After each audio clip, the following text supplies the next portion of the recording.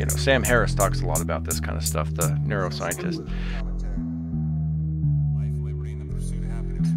Yeah, it's and no, he's like an athist. He's like a oh yeah, very he's a very devout atheist. He's devout a pusher. atheist. He's a what do you call it? I know. Proselytizer of I've atheism. listened to his debate with Jordan Peterson.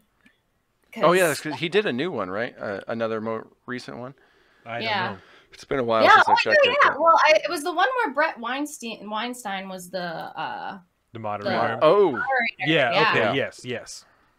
Yeah. And the thing I like Sam Harris. I like some of the stuff he says, but I think he's also it's like a devout atheist. It's still a religion at that point. Oh yeah. Like, you know, like if you're a devout atheist that's not willing to even consider the concept that maybe there is something that we don't understand within the world, like then that's also a religion. You're also coming from a religious mind frame of being like, nope, this is the set belief because I refuse to think that maybe there could be something that we don't understand in the world.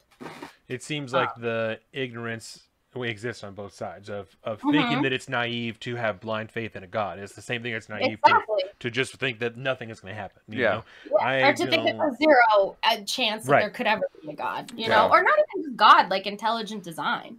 And so you had said that you were spiritual, right? So you're not religious, No. but you are spiritual. Were you raised religious at all? Yeah, I was raised fundamentalist Christian. Very, very strict fundamentalist Christian. Right. Yeah. Okay. And and my mom still is pretty fucking crazy. Like so I'm bisexual, and I had a girlfriend in high school. My mom found out, kicked me out of the house. Like she's very much set in her way. She's disowned me like 10 times in my life since high school, where she just will go like years without talking to me. And then my dad died in December, and like so now she's talking to me mainly because of that. Yeah.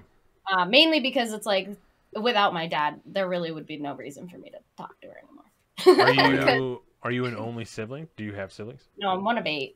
One of 8. Shit. Hot dog. That's a lot. Well, I guess that does make sense with... Yes, that would align. That would make sense. Yeah. So. Are you pretty close with all your siblings? No. I'm starting to get closer to my little sisters because they're starting to get they're brainwashed, heavily brainwashed. I'm not really close to my older siblings. There's a lot of layers to that, but like my little sisters, like I'm starting to talk to my little sister on the phone more because she's reaching out to me being like, I don't know what to do about mom. Like, because my mom is just like she homeschooled them. She doesn't let them have friends. She doesn't let them do anything. And like I was super rebellious. Like I just was, I was just the one that was like, no, I'm not doing this. Like that's so surprising. I wouldn't have. And so I think then after I went to college, like she got even stricter with them, which I kind of feel bad. It was like after me, she even got worse than she was when she was with me because she was like, oh, well, I need to like make sure that they don't make any mistakes. And my little sister's starting to get to this age. She's 21 now. And she's like, she still lives with my mom, and she has a job and stuff. And she's starting to meet people that aren't the same, like from the same ideology. And she's starting to realize, she's like, how am I supposed to live life if I've never made a mistake? How am I supposed to live life if like I don't experience life? Like, and it's just sad to talk to them. My littlest sister, she told me she was like thinking about killing herself because she has no friends and my mom won't let her have friends. And she's like 15 years old, you know? That's terrible. It's abuse in my opinion, but like that's this one extreme side of this religion, you know? Like, or that's the thing, is like there's an extreme side on all fronts. Yeah. You know? And it gets really complicated when it becomes like ideological abuse. You know what I mean? There's religious, especially. Yeah, especially religious, because I mean, I went off last episode about religion, and you know, we were talking about religious exemptions and stuff like that. And there's a lot of people calling out like, well, he's not even religious, he shouldn't get that. It's like, well, it's a tough call because there are obviously pretty abusive religions, and we're just like kind of okay with that until it crosses like a physical line or like a sexual line or something like that. But other than that, you're kind of free to brainwash your kids as much as you want. You know, you can brainwash them into thinking it's okay to stand there next to a veteran's funeral and call the fallen veteran, you know, a baby murderer and this and that with the like the Westboro Baptist Church and stuff like that. Right. You know, I mean, it's complicated because what do you do about that? That's kind of, if we believe in freedom, isn't that the freedom of your parents to be able to raise their kids any way they want? I mean, the thing is like I got out of it, like, and I ended up. But since I remember being a little kid, and like I always was very like felt close to like a divinity. Like I definitely did. I believe that you can find God in every religion. That's kind of like where I'm at, like spiritually. Like I could go to church today and like have a experience with divinity and any type of church, because I think that like all religions are just like the map, not the territory, you know? That's very nicely put. Yeah. Yeah. I think Alan Watts said that, so that's right. We'll credit it to you. I also appreciate that she's willing to be honest and not take credit for it if she does. I really appreciate that. But who knows? Alan Watts might not have made it up either. We'll give it to you. I don't have any problem with it. I'm just glad you were willing to be honest. Quote tweet. Yeah. Creatrix. Yeah. So, but yeah, I feel like you can find religion. You can find God in every religion.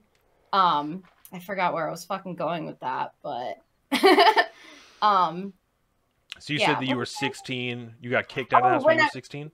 Yeah, and when I was a little kid, I remember like them telling me that I wasn't allowed to have any doubts. Like that was the thing, that like you weren't allowed to have any doubts about anything. And I was like inherently just someone that questioned and was just very like I had doubts, and they were telling me that having doubts was a sin. And I was like, so I'm just sinning all the time, like, cause I can't stop. Right. And I also, I knew that I liked girls when I was in 3rd grade. Like I liked both. And I was attracted to girls and boys in 3rd grade. And like, that was inherently very bad. Like that was like one of the worst sins you could commit. And I was just naturally like this.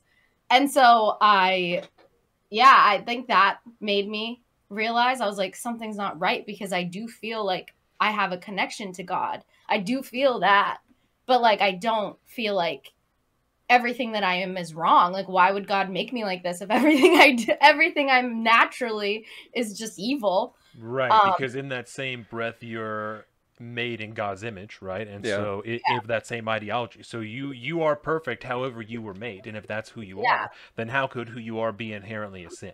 Yeah, exactly. And we just talked about that in the pre-show of ideologies, of sometimes when a lot of very strict ideologies do not stand up to even extended conversations, because it takes 5 minutes to be like, well, that doesn't make sense. 5 minutes from a child, you know, who just is trying to be who they are, to say this inherently doesn't make sense, you know?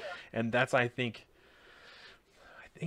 this is a deep thought. This very first, right? But part of why religious schools are so strict, you know, because of the black and white thought of, like you were talking about, faith and doubt, you know, it's very difficult to conceptualize even as an adult. And so if you're a child trying to just gain a bearing on the world, and you're being told this is the way to live, this is it right here, it's your natural instinct to work against that, you know? And it's only if you're, and this is not to denigrate anybody, it doesn't matter, but it's only if your will is stronger than the strictness of that school and that ideology that you're going to be stuck inside of it. Obviously, your grit, your will is stronger than whatever the form of that ideology is, you know? Yeah. And my little sisters aren't, like, they weren't there, or it's not that they're not strong, it's just that like the brainwashing worked, right? And like even to this day, they're still brainwashed. But I can see my little sister, who's 21, kind of be like, something isn't right, and I don't know what to do. I've told them all that they could come live with me, but they're terrified, because in their mind, I'm like this evil sinning girl who lives a life of sin, you know, like, so they're scared, obviously, of me. My nieces and nephews are terrified of me because of this idea. that my sister-in-law like creates of me, because she's just like my mom, you know, like, so yeah, it's unfortunate. There's really nothing that can be done unless they figure it out. It's something that you personally, no one can convince you, you know, you have to I've given them the tools. I always offer them, like, I try to have these like open conversations with them, and I try to come at it from a Christian perspective, because I know the Christian perspective, and because I can use any religion as a tool to talk about God. So like I can use Christianity and communicate about God in that way so that it makes sense to them. But maybe someday they'll come out of it. Are you the only one of your siblings? Where are you at in the 8? I'm in the middle. You're right in the middle. You're number 4 or number 5 though? I'm number 4. 2 older brothers, 2 older sisters, and 3 little sisters. That's and my older brother is very religious, like my mom. My 2 sisters aren't. They live in Maine. And then my other brother, he's not really either. He lives in Maine. They're kind of, yeah, it's complicated. It's complicated. They kind of got out. Siblings, it gets complicated. Right. Oh, I'm sure. I have a hard enough time tracking the one I have. Jeez. You live in Massachusetts, right? Yeah. Right. Okay. Yeah. Massachusetts. So you said that your 2 sisters are not that religious. So you're not the only one who's broken the mold of the strict Christianity. Well, so as I said, all right.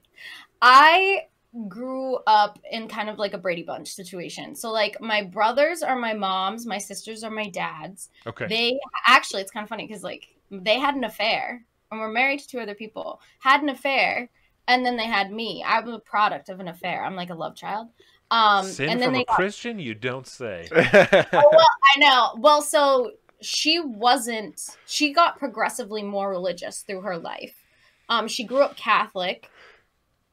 And then I would say she stayed pretty much like moderate Christian through her life, but got progressively more like fundamentalist. And then we joined like a cult when I was a kid, like a Christian cult commune during the Y2K time. They thought that like the world was gonna end. Hey, you never know. You never know. Yeah, I just got the wrong year. You know what I'm saying?